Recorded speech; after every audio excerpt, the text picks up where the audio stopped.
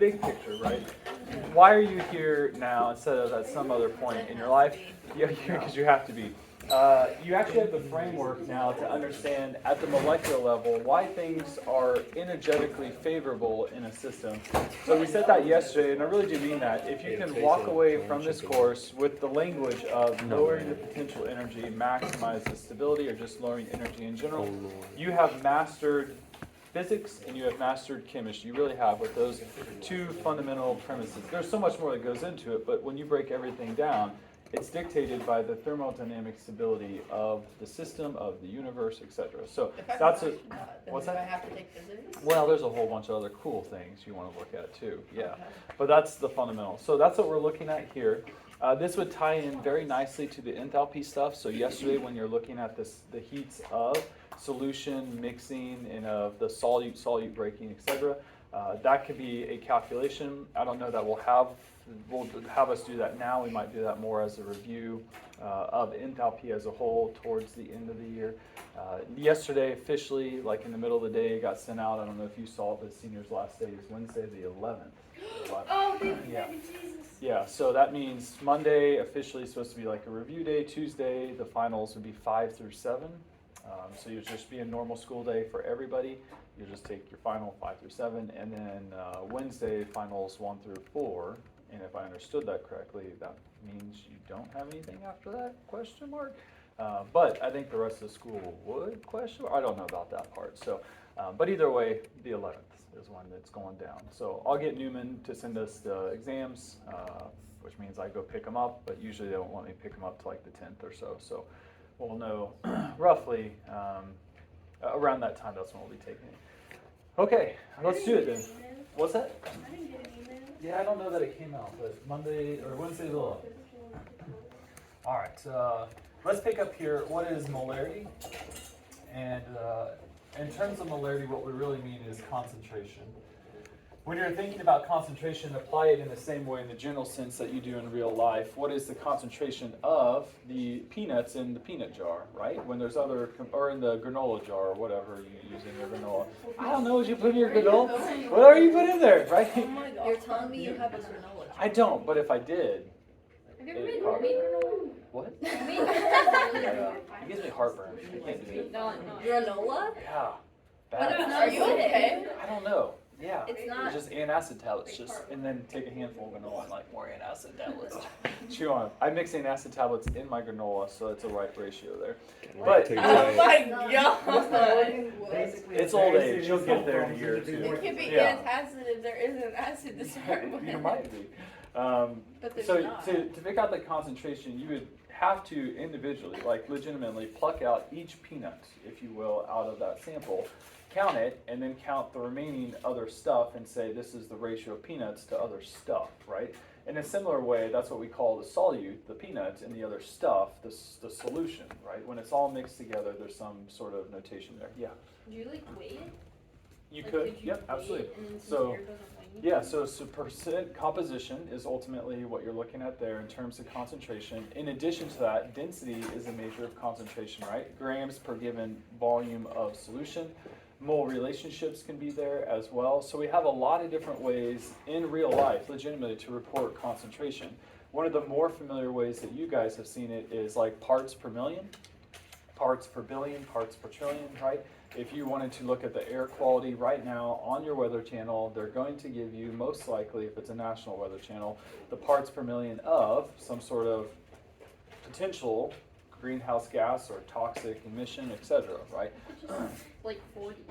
Is it 40? That's what's the air quality. Oh, Like, you know, it just says air quality and then it says Yeah. like 40 or like yesterday. it Which got I think to, is good, like- 136. yeah, those got up to 120 a couple days ago. Yeah. But they'll especially do that for major cities where you are commuting a lot outside, right, walking, etc., and then where there's a high amount of just concentration of gas under the mist, smog, if you will, low wind currents, thermal energies, etc. So that's the typical concentration idea. Molarity we had on the board yesterday, but let's go ahead and put it in here. Capital letter M will stand for molarity. That is the official unit of molarity. So whenever you see that, you're going to say the words moles per liter. Again, you've seen this in Gen Chem. I feel pretty confident on that, or Honors Chem 1. It's a general basic concept shown throughout the whole spectrum, including physical science. Would even dabble in that. Let me just maybe show it a little bit, not necessarily explore it entirely. So moles of solute, that is the thing being dissolved in the liters of solution. Now that does not mean solvent. There's a little bit of a difference there, right? If you're talking about the solution, just as our simple example again, we will use water, which is the solvent, and then we will have particles, and I call them particles or species, ions. It doesn't necessarily have to be ions, but material, mass, that's actually being dissolved in there. So those could be sodium ions, those could be chloride ions. So the solution is everything, right? The given solution. So if you're thinking back to percent composition, when we were doing mass by mass, you did something like the mass of sodium in ion inside the mass of the actual compound sodium chloride itself. You didn't say what is the mass of sodium compared to the mass of chloride. You did the mass of the entire thing. So in a similar way, that's what we're trying to mimic here additionally. All right, so practical example, if you saw something laying out on the counter during our labs and it said a 1 molar solution of hydrochloric acid, right? You know that solution is aqueous. We don't necessarily have to put that there. Matter of fact, I won't put it there because this molarity thing means that it is dissolved in a solution, right? So it's kind of repetitive to say that over and over again. So this means that a 1 molar solution is legitimately 1 mole of the molecule HCl for every 1 liter of that solution, that aqueous solution of hydrochloric acid, where almost arguably probably 95% of it is water, and the other 5% is the actual hydrochloric acid itself. Okay. As the concentration goes up, the amount of dissolved solute in there goes up. Eventually you reach that point of saturation. So perhaps that 5 molar of this solution, whatever that is, you've saturated. You can't dissolve any more in there. You can't make it any more concentrated. It comes out of the solution, as a suspended solid, and given enough time, settles to the bottom, or maybe just, if it's small enough particle, turns into what's called a colloid. So it's just suspended material in there that force of gravity doesn't have a strong enough attraction to pull it out of the solution, but it's still not small enough to just be everywhere all the time. So it looks a little bit different. And kind of as a side note here, because it does show up in your text, we don't know, you need to go in depth on here. If you shine some light through here, this is the universal symbol for energy. In physics, there's a simple equation that relates the energy corresponding to the frequency and wavelength of light. So shine some light into this vessel, and then light is going to be scattered, reflected off of the surface of the glass embodiment, so beaker in this case, or it can even be refracted. So that's going to mean that light can be bent by the glass surface and ultimately by the water itself. So this would just be, at simple version, the bending of light occurs as you move from one medium to another medium, and depending on what those mediums are, dictates which direction the light will bend or to the degree that it'll bend. In addition to that, as light is going through and it's being bent, it can also be reflected off or refracted off other surfaces as well, and this is called the Tyndall effect. So you might see something where in one type of solution, light is dispersed, reflected at different degrees depending on the material of the matrix, and that would be more dependent upon a chapter in your book that we aren't going to necessarily, actually we won't, just stop and talk about it, but there's a lot of stuff in here in this chapter that's like, oh, depending on the concentration of stuff in here, you might scatter light to a different degree and change various components of it. So just keep this idea kind of in the back of your mind that you can scatter light in there. In addition to that, what if you had to describe the motion of these molecules in here? Are they straight line paths? Are they bent in a certain direction? In general, what are you thinking about there? Straight. It could be. Could. Random.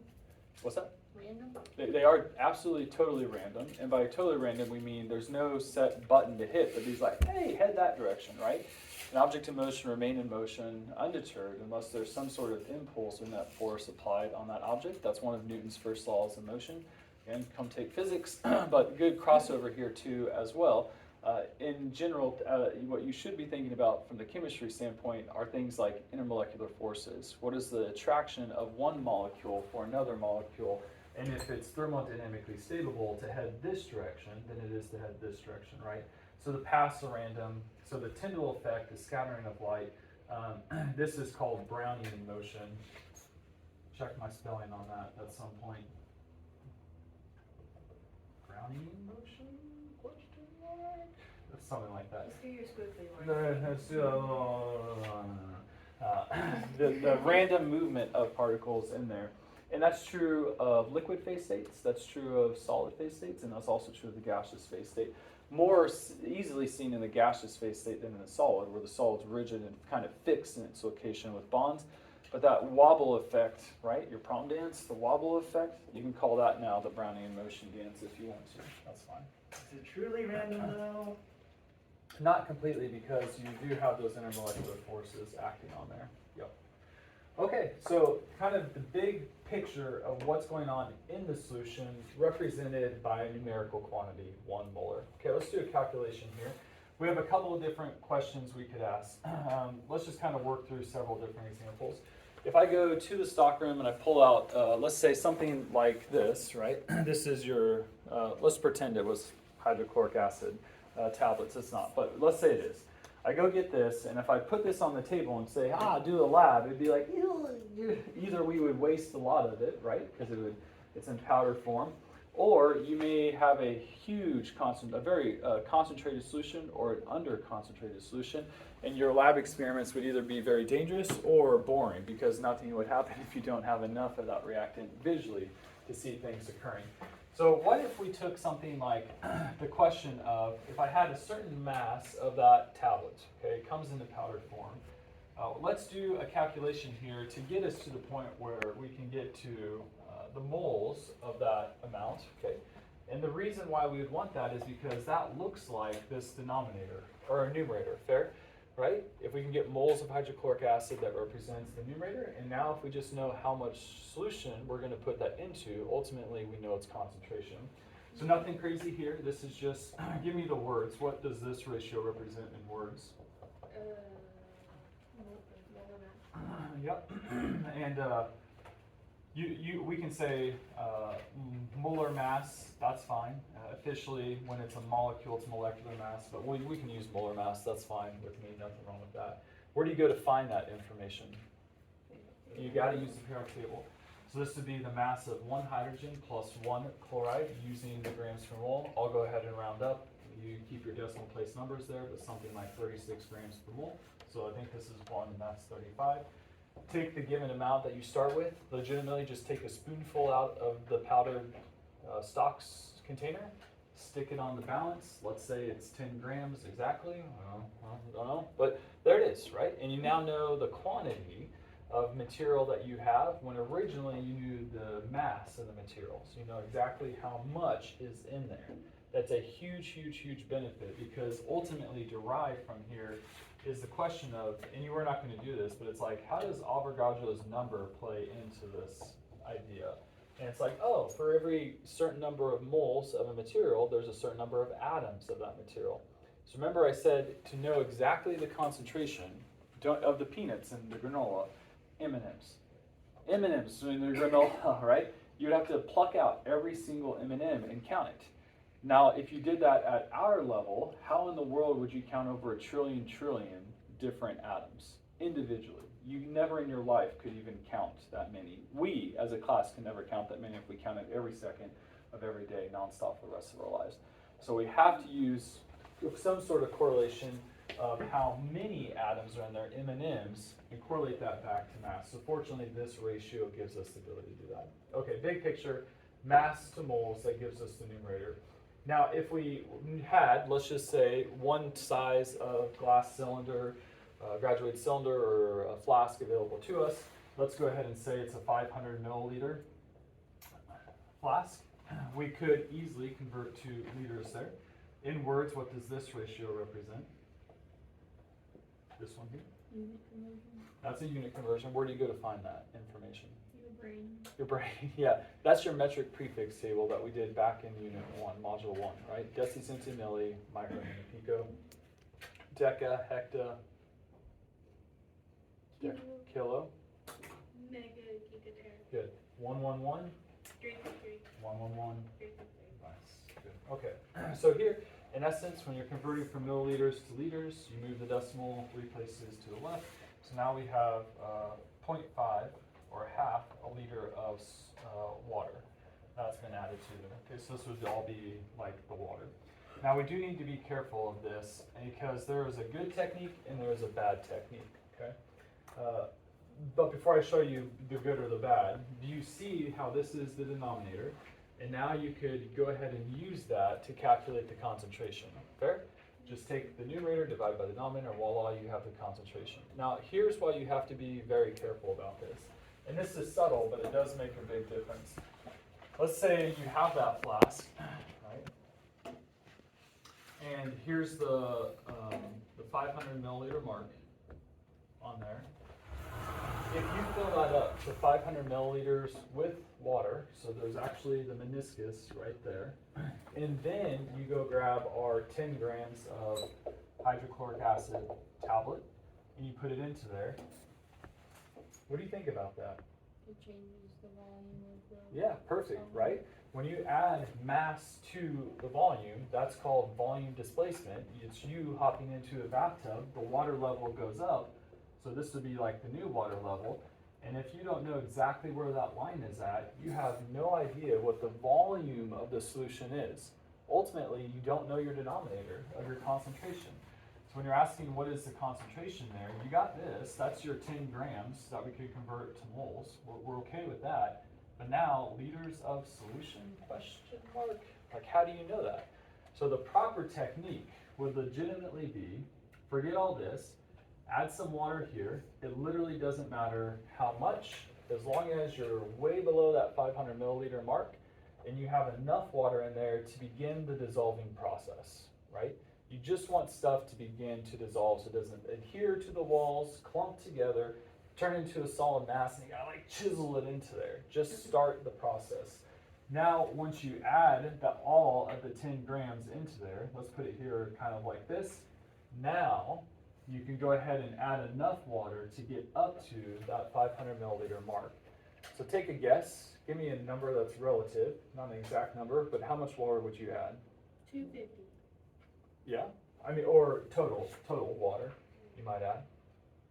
Less than 500. Yeah, less than 500. There you go. Less, and probably like several milliliters less than 500 as well. So I see that all the time in the lab setting when we're doing qualitative stuff. It's not as big as a deal. However, arguably, if we, the science department, make these solutions and then we put them in these bottles for you, right? Like this one says 0.5 molar copper sulfate, and it has some, it's blue because it has some water attached to it in the actual molecule itself. But if it says 0.5 molar, I'm making the assumption that the science department accurately did this, because if they didn't, that's now how concentrated. What if they fill it to 500 milliliter mark and then added in the copper sulfate? It's less than 0.5. And again, at a qualitative level, it doesn't matter. At a quantitative level, you're like, oh dang, my reaction was supposed to do this and it didn't. Why not? Oh, it's because you don't have the right concentration of solution. Okay, so we do need to be careful with that. Okay, that's example number one. How do you prepare a solution if you have mass and you have some random volume amount? That's what you do here. Now, arguably, boring. Not boring, but kind of insignificant. Like you randomly grabbed a mass and you randomly grabbed a beaker and you threw it together. You're like, hey, what did I make? Doesn't matter. You know, like why did you make that? The better solution or idea would be here is like, oh, I need my lab students, or you need your industry process to have a 0.5 molar solution. Now, how much of that stuff do I need to use? So that's kind of the second example here. So let's say that like this. If we need a 0.5 molar solution, let's go ahead and use the copper sulfate example. And we need to know, or we need a total amount of like, let's say 2 liters of that solution. in order for everybody to have enough. Now the question is, if I hand you the stock bottle and I say, here, go ahead and prepare this, like maybe a teacher's aide might do someday, I'm just saying, then potentially you could have the key or the resources able to do that. Here's ultimately what I would argue is very important. Whenever you see molarity and whenever you see volume together, you know one thing for sure. Volume and molarity give you the idea of moles. So molarity is moles over liters. Go ahead and multiply molarity by liters, and it gives you moles. Fair? Just moving the units around. Makes sense, right? Get liters off this side, multiply there. That's one of the essential keys, is if I have molarity and volume, I now know moles, and as soon as your mind knows moles, do you know mass? Can you get this to mass? Yeah. Yeah, because you would use molar mass. So that is the correlation in terms of the process, and that's how you should probably approach these problems as well. What's given? Oh, perfect, I know it, and now I can move on. So let's go ahead and start here. If I have liters of solution, of the copper sulfate solution, we can go ahead and cancel some units here. I'm gonna, I guess, as we're setting these up, I'm gonna try to be careful about the notation that we're using here. If we go to milliliters, don't write that. What would we want to do next? Eventually we're trying to get to mass. Use the density. Yeah. So is that a possibility? Is that a real thing that we could ultimately end up doing? Yeah, right? And there's nothing wrong with that. That just means you have to know the density of a copper sulfate solution at a certain temperature and pressure. It's like, well, unless you have the access to that massive database to figure that out and trust the internet resources, then potentially that's maybe not the best route. However, you do know that you want a certain molarity of that solution, right? So I want a certain amount of copper sulfate, and now we can roll with that.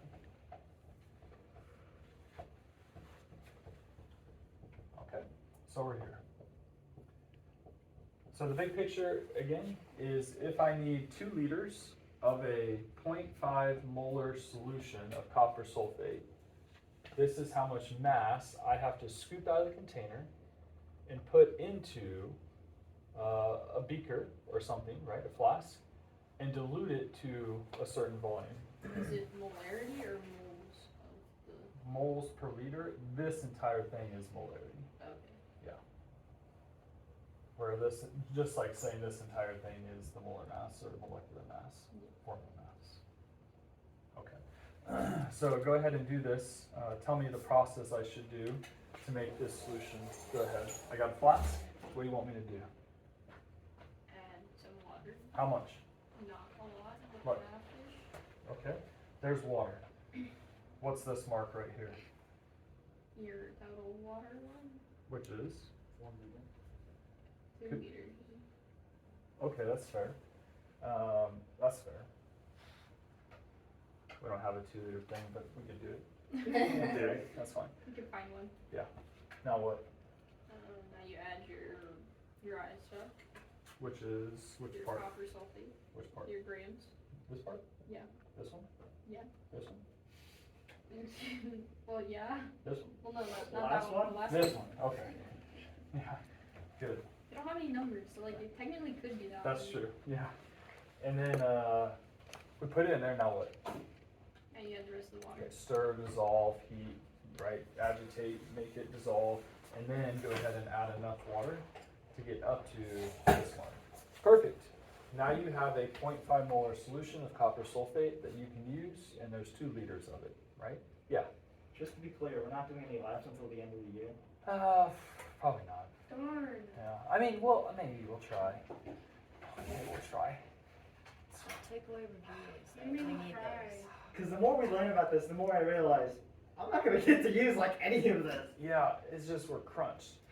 Oh God. We can do it. We can do it. We can do it. No, we're okay. can We're read. okay. I can We're tap. okay. Read. We're okay. We're okay. I'm not stressed at all. We're great. We're great. We're You're great. stressing We're me great. out. Okay, you're Um, stressing me out now. No, I know. I should stop. We're fine, dude. We're all right. Ew, that's making it worse. You say ew. That is I hard. said ew. Now, very carefully answer this question. Is this a homogeneous mixture or a heterogeneous? Is it all in it? That's the question. What do you mean? Mix it like. You can't ask us this question if we don't have all the facts. It's homogeneous while dissolved, but heterogeneous when it's separated. Okay, what do you want it to be? Homogeneous. Why though? Because then you have like sediment and you can't, it's not all the same concentration. Okay, so using the word, I don't want this solution to be saturated with the copper sulfate, because if it is, the particles suspend out or precipitate out, collect near the bottom, and whoever samples, so whatever you pour off of here, is a different concentration, right? Than whoever gets the bottom of the beaker last. That's a totally different concentration. And it's happened in labs. If I make something wrong or oversaturate something, then depending on which portion of this 2 liters you get changes the actual experimentation entirely. Now think about that at the industrial level. One, you're in industry, you want the same concentrations running through your pipe systems, etc. But at a practical level as a civilian, why does that matter to you? That you need this to be fun. Yeah, like your antacid tablets that you know. No, but legitimately like Tylenol. I mean, if it's not homogenized to a certain extent, that's why they ask you to shake it, is to make sure that before you take the not let the kids liquid Tylenol, right? Right, but they ask you to shake it because the certain sediment precipitates out near the bottom. Okay, suspend it fast enough that it seems like homogeneous mixture, but in general, other things as well, any in medical grade stuff, hopefully, is homogenized, homogeneous in mixture. That way, if you sample off the top and you sample near the bottom, you're not giving the patient one dose and then a separate dose the next time you come in. At a practical level for you, pop, milk, Gatorades, right? Wouldn't you like to taste the same thing the whole time? And not like, oh, super watered down, and by the time you're at the bottom, you're like, good night, Starbucks, you gave me that much sugar. You're like, dang, you know what I mean? Like, that's definitely not a homogeneous mixture. Okay, so, yeah. How do you know if it's oversaturated just based, like, Yeah, you will, I mean, visually, you may not have any huge noticeable thing other than you see sediment at the bottom. And I say sediment as whatever color, texture you're putting in. You keep stirring and nothing's happening. You stir and still, you heat it up a little bit, nothing's happening still. There's still stuff. But there's another thing, it's called kinetics, the rates of what's happening. And it may just take 30 minutes. It may actually take 30 minutes. So it may not be saturated just because you see stuff. there's not like a certain molar that's like. No, it's totally dependent upon that enthalpy thing where the solute breaks, the solvent breaks, and then the enthalpy associated with the hydration process. Yes, so good point. There's not like 5 molar is saturated. No, 5 molar might be saturated for copper sulfate. Actually, it's like 1 to 2 molar. So 1 or 2 molar, but for hydrochloric acid, you can get up to like 14, 15 molar, and that's the dangerous stuff. But because there's so much of it in there, right? So yeah, not a specific number for all types of compounds. So far 2 examples. How do you prepare a solution with random amounts? If you want a certain concentration, how much mass do you need, right? Okay. All right, now let's have you do a couple here. You and your partner work through these. Hey, Mr. Morgan. Yeah. How many molars would you say like acid is? In general? Like, you know, the one that can like melt bones? Tell you what? I didn't hear the last part. The kind that can melt bones? Like lime. Lime's basic. Are you speaking for hypothetical reasons? Yes. Oh, okay, yeah, hypothetical. As a frame of reference, Gen Chem, physical science, man, I personally would never use anything like over 1 or 2 molar for an acid, just because lots of accidents happen. Gen Chem, you could probably get up to 3 to 6. Chem 2, hey, what you got? Nice, thank you. Jason! Everything. That's awesome. Okay, but no, because like you said 15, Yeah. 15 So was honors Chem 1, I would be fine with doing like a 3 to 6. And Chem 2, you use 14.8 molar ammonium hydroxide. And that's the one where I was like, if anything's about to go down in this class, it's right there. That's when we're gonna, yeah, that's, so, acids and bases treat bone density differently, or bone material differently. In essence, the hydroxides turn you into soap. The acids denature the proteins, in essence, use the word decompose your skin. So collectively, yeah, So you you could. use both, like an acid and a base. They would separately? neutralize. Yeah, you have to do it separately. Yeah. Like you could like dissolve like protein. Only first, one and way then to you find could- out. Well, no, Go because there find was like a Chapay. Criminal Minds episode that my family was watching last night, where the guy like made the acid to melt the people's bones. So Yeah. I'm just wondering, like, you know, Yeah. how he knew. Yeah, the danger of that, arguably though, and why we do it in the fume hood, is the vapor phase state of those acids. Meaning you just take the top off, and the vapor pressure allows that to begin to escape. You breathe that, you're breathing 14.8 molar acid down your trachea. Yeah, good luck with that. Like you're gonna start coughing, gagging. Well, he always Bleeding? bought it from the store. This is not a good thing. Like, Yeah, On it coughing from up the blood. stool. yeah, he Gets had like into he your had like lungs. I tubs don't of even it. know. Oh yeah, sorry. Okay, no blood. Yeah. Oh my god.